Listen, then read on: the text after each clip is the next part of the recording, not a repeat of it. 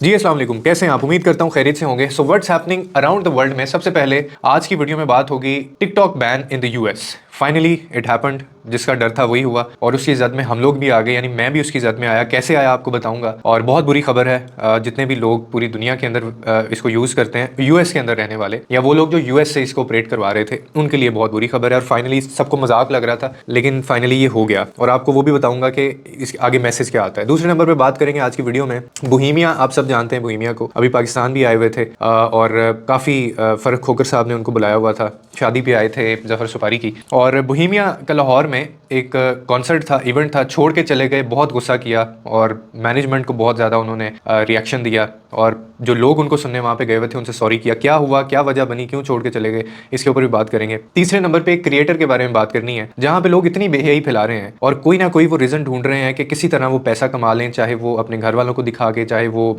TikTok के ऊपर live में वैसी हरकतें करके। लेकिन ऐसे ही गंदी सोसाइटी के अंदर, इतनी बेहयाई के दौर में, एक ऐसा भी बंदा है जिसने व्लॉगिंग इस वजह से छोड़ दी कि यार उसने स्टार्ट की, उसको बहुत सारे पैसे आने शुरू हुए और फिर उसने छोड़ दिया और उसने अपने फैंस से सॉरी किया कि सॉरी मैं ये नहीं कर सकता, मैं इसलिए नहीं बनाऊं, तो आप मेरे व्लॉग्स आइंदा नहीं देखेंगे। तो ऐसे भी लोग होते हैं जिनको अल्लाह कहीं ना कहीं उनको हिदायत दे देता है। वो कौन से क्रिएटर हैं, वो कौन है, उनकी भी बात करेंगे। लेकिन उससे पहले सबसे जो हॉट टॉपिक है उस पर बात कर लेते हैं फर्स्ट, टिकटॉक बैन के ऊपर। So finally it's official, TikTok is ban in the US. चाहे आप यूएस में रहने वाला जो भी बंदा अमेरिका में रहने वाला है, चाहे वो देखने वाला है, चाहे वो चलाने वाला है, चाहे वो क्रिएटर्स हैं, तो वो नहीं देख पा रहे। टिकटॉक ऑफिशियली बैन है यूएस के अंदर। कोई एक्सपेक्ट नहीं कर रहा था, क्योंकि मैं आपको पिछली वीडियोस में, अगर आप रूटीन से मेरी वीडियोस देखते हैं, तो हम पूरी एक कहानी आपको बताते आ रहे थे कि अब ये हो गया है, अब अमेरिका की सुप्रीम कोर्ट ने ये फैसला कर दिया है, ट्रंप ने ये बयान दे दिया है, एलॉन मस्क इसको खरीद रहे हैं या फिर मिस्टर बीस्ट इसको खरीद रहे हैं, बातचीत चल रही है। और इवन टिकटॉक के जो सीईओ हैं उनको उनकी जो हल्फ बर्दारी है ट्रंप की, मंडे को, कल को,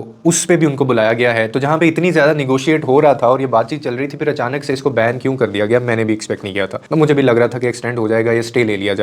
हुआ ये मुझे तब पता चला जब मैं रात को, मेरी कुछ तबीयत ठीक नहीं थी, मैं जल्दी सो गया था। तो सुबह जब मैं उठाऊं तो कंटेंट क्योंकि बनाया होता है तो वो हमें अपलोड करना पड़ता है। तो मैं जैसे ही मैंने अपना टिकटॉक खोला, क्योंकि हमारा भी यूएस से ऑपरेट हो रहा था, तो जैसे मैं अपना टिकटॉक खोलता हूँ तो मेरे आगे ये वाला मैसेज आता है, ये आप अपनी स्क्रीन के ऊपर देख रहे हैं। पहले तो मैंने जब इसको पढ़ा, आई गॉट डिसअपॉइंटेड और मैं बहुत हर्ट भी हुआ। वो इस वजह से कि इतनी मेहनत की, वो पूरा 1 साल लगा था हमें इस टिकटॉक को बनाने में, अच्छा कंटेंट डालने में, लोगों के साथ कनेक्ट होने में, और हम लोगों ने इसके ऊपर बड़ी मेहनत की हुई थी मेरे साथ और मेरी टीम ने मिलके। तो जब अचानक मैं सुबह उठाऊं तो मेरे सामने वो शो ही नहीं हो रहा और ऊपर लिखा ही आ रहा है, ये जो मैसेज है इसका मतलब ये था कि आप टिकटॉक जो है, आप एक तो इसको एक्सेस नहीं कर सकते हैं क्योंकि ये बैन हो गया है, और डोनाल्ड ट्रंप के साथ हमारी बातचीत चल रही है और जैसे ही वो प्रेसिडेंट बनेंगे तो उसके बाद उन्होंने हमसे ये कमिटमेंट किया है कि मैं इसको रीइंस्टेट करूंगा, मैं इसको दोबारा से, हम इसको ओपन करने की या एक्सेस देने की तरफ आएंगे। खैर मैसेज पढ़ा, फिर मैंने एक दो लोगों से सर्च की, पूछा जो मेरे थोड़े रिसोर्सेज हैं, तो उन्होंने भी यही कहा कि जी नहीं, ये तो ना प्रॉक्सी से चलेगा ना किसी और तरह से चलेगा। और हुआ ये, इस दफ़ा उन्होंने सिर्फ टिकटॉक आईडीज़ को बैन नहीं किया, उन्होंने वो जो रीजन है उसको ही बैन कर दिया है। यानी आप अगर यूएस का अकाउंट वो कहीं और से भी चलाएंगे, यूके में, कनाडा में, तो वो वहाँ पे नहीं चलेगा। अब इसकी रीज़न मैं पिछली वीडियोज़ में भी बता चुका हूँ, आपको फिर बता देता हूँ कि टिकटॉक बैन क्यों हुआ है। टिकटॉक बैन इस वजह से हुआ है कि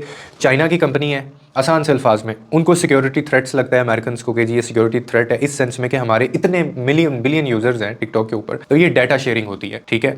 और चाइना और अमेरिका की वैसे ही आपको पता है जैसे सास बहू की रहती है, इसी तरह इनकी रहती है। तो कहा यह जा रहा था टिकटॉक या एलॉन मस्क ले लेंगे, क्योंकि उन्होंने ट्विटर लिया और वो ट्रंप के बहुत अच्छे दोस्त हैं। दो ऑप्शन थे, या तो इसको पार्टनरशिप पे ले जाएंगे, या यूएस का कोई कंपनी या एलॉन मस्क, या फिर इसको मिस्टर बीस्ट ले लेगा, या फिर इसको बैन कर दिया जाएगा। फाइनली इसको बैन कर दिया गया क्योंकि अभी डोनाल्ड ट्रंप जो है वो प्रेसिडेंट नहीं बने, केस चल रहा था और उस पर अमल दरामद करवाया उन्होंने और ये खैर ये हो गया है। लेकिन खैर इसमें कोई ना कोई बेहतरी होगी, बंद हो नहीं सकता, मेरी अपनी ऑब्जर्वेशन ये हैं। और मेरा इस पर ओपिनियन ये है कि टिकटॉक बैन नहीं होगा यूएस के अंदर। 3, 4, 5 दिन बाद, 6 दिन बाद इनको ये करना पड़ेगा, क्योंकि इतनी बड़ी कंपनी है, इतना ज़्यादा यूज़र है, 50% रेवेन्यू जनरेट ही यूएस से होता है। तो या तो ये कंपनी किसी को खरीदनी पड़ेगी, या फिर इनको आपस में कोई पार्टनरशिप करनी पड़ेगी, या इसमें कोई मोडिफाई वे के अंदर लेके आके इसको करेंगे। क्योंकि बड़े बड़े क्रिएटर्स हैं जो इसके ऊपर, बड़े बड़े चैनल्स हैं, काम कर रहे हैं। तो ये ऐसे ही है कि पाकिस्तान के अंदर समझ लें यूट्यूब बैन हो जाए, तो अब उसके यूट्यूब के ऊपर इतने लोग हैं, अच्छा काम करने वाले चैनल्स भी हैं, तो वो फिर एक ऑफकोर्स कैंपेन भी चलाएंगे, तो वो कहीं ना कहीं उनकी माननी पड़ेगी, स्ट्राइक्स होंगी। तो इस तरह की चीज़ें अभी हुई नहीं है, क्योंकि डोनाल्ड ट्रंप की तरफ से ये कह दिया गया है कि मैं इसमें,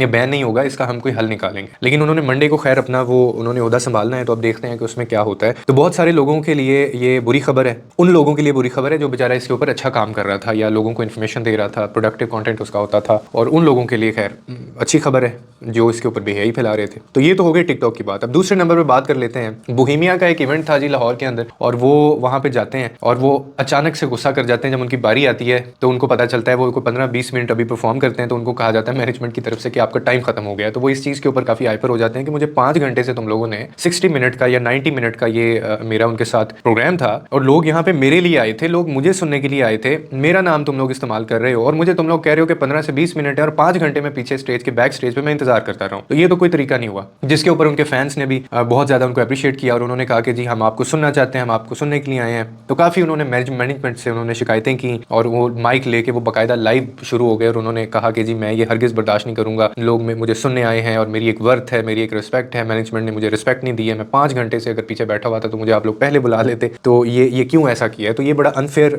बिहेवियर है, ये होता रहता है ऐसे शोबिज़ की इंडस्ट्री में। हमने आपको बताया भी था कि पिछले दिनों फ़ाहद मुस्तफ़ा और हानिया आमिर के एक शो में भी ऐसे हुआ था, कोई बदमज़गी हो गई थी तो वो भी शो छोड़ के चली गई थी। तो शायद हमारे यहाँ पे पाकिस्तान के अंदर ना हमें रिस्पेक्ट देनी नहीं आती। हम एक तो टैलेंट को कभी भी उस तरह से अप्रिशिएट नहीं करते हैं और ना हम उसको सराहते हैं और हम उसकी उल्टा इंसल्ट करते हैं इन दिस वे। तो ये एक बड़ी मैनेजमेंट स्किल्स हैं जो कि होनी चाहिए और मेरे ख्याल में ये उनके साथ नहीं होना चाहिए था। तीसरे नंबर पे बात कर लेते हैं क्रिएटर की। आसिम कमाल एक क्रिएटर हैं जो कि मिनी व्लॉग्स करते हैं और उन्होंने रिसेंटली व्लॉग्स डालना छोड़ दिए थे। तो जैसे अक्सर हमें मैसेजेस आ जाते हैं आप लोगों के, तो वो इंस्टाग्राम के ऊपर अपना ये व्लॉग्स वगैरह करते थे, तो अचानक से उनका एक गैप आता है और अचानक से एक मैसेज उनको आता है कि जी आपने व्लॉग्स आपके नहीं आ रहे, आपने व्लॉगिंग क्यों छोड़ दिया। जिसके ऊपर आसिम कमाल आगे से रिप्लाई करते हैं कि इट्स रियली स्केरी कि आप जिस तरह का व्लॉग्स देखना चाहते हैं मैंने वो कुछ व्लॉग्स डाले, लेकिन मैं खुद इतना डिस्टर्ब हो गया हूँ और मैं इस तरह का कंटेंट आप लोगों को नहीं दिखा सकता। उसकी वजह ये है कि उनका कहना था कि अगर मेरे घर में कुछ चोरी भी होती है, अगर खुदा न खास्ता कोई एक्सीडेंट होता है, अगर कोई भी मेरी लाइफ में ऐसा इंसिडेंट हैपनिंग होती है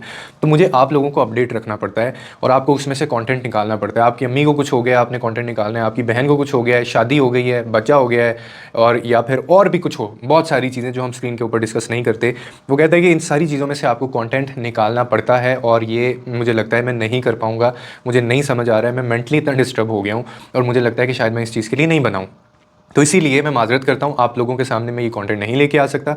तो फिलहाल जब तक मैं मेंटली स्टेबल नहीं हो जाता और मैं इस पर सोच रहा हूँ कि कुछ नया लेके आऊँ जो कि इसका अल्टरनेटिव हो, नॉट मतलब प्योरली वो व्लॉगिंग हो, उसको मैं आपके सामने ज़रूर लेके आऊँगा। लेकिन उन्होंने कहा कि मैं ये वाला व्लॉग नहीं आप लोगों को दिखा सकता हूँ क्योंकि मैं डिस्टर्ब हूँ और जब तक मैं अपनी वो होशो हवास में वापस नहीं आ सकता तो मैं ये काम नहीं करूँगा, क्योंकि मेरा जो ज़मीर है वो मुझे इजाज़त नहीं देता और आप लोग मेरे जो मिनी व्लॉग्स आप देखते हैं आपको उन्हीं को एंजॉय करना पड़ेगा। तो hats off and I really appreciate to Asim Kamal साहब कि देखें ऐसे भी क्रिएटर्स हैं, ऐसे भी लोग हैं। ये जुर्रत, ये हिम्मत इन लोगों में नहीं है जिन फैमिली व्लॉगर्स को आप देखते हैं, और उसकी वजह ये कि जिसको पैसे की लत लग जाती है, जिसको वो लाइफस्टाइल की लत लग जाती है, वो फिर अल्लाह फिर उनको हिदायत नहीं देता। जहाँ पे इस जैसे आसिम कमाल जैसे क्रिएटर्स भी हैं, मैंने इनका नाम क्यों लिया, मैंने इनका नाम इसलिए लिया कि जब एक अच्छी चीज़ हो रही होती है तो हम, बुरी चीज़ हो रही होती है तो हम उसको दिखाते हैं ना लोगों को, हम उस पर बात भी करते हैं। तो जब एक अच्छा इनिशिएटिव कोई बंदा लेता है तो हमें उस पर भी बात करनी चाहिए। तो आसिम कमाल साहब के लिए ह्यूज रिस्पेक्ट है जी। ये अल्लाह के चुने हुए लोग होते हैं, ये अल्लाह जिन लोगों को हिदायत देता है ना वो ये लोग होते हैं जो पैसे को अल्लाह की रज़ा के लिए, जो शोहरत को अल्लाह की रज़ा के लिए, जो अपने फेम को अल्लाह की रज़ा के लिए, जो